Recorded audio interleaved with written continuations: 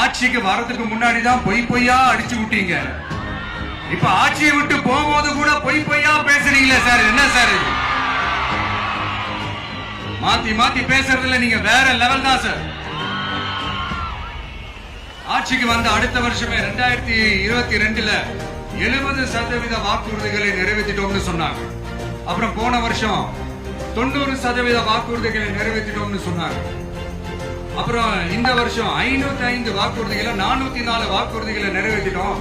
கிட்டத்தட்ட ஒரு 80% வாக்குறுதிகளை நிறைவேற்றிட்டோம்னு சொன்னாங்க.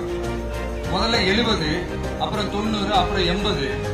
இன்னும் தேர்தல் நெருங்க நெருங்க அது 60, 50, 40, 30, 20ல போய் நிற்கும் நினைக்கிறேன். அதையும் அவரே அறிவிப்பாரோ என்னமோ எனக்கு தெரியல.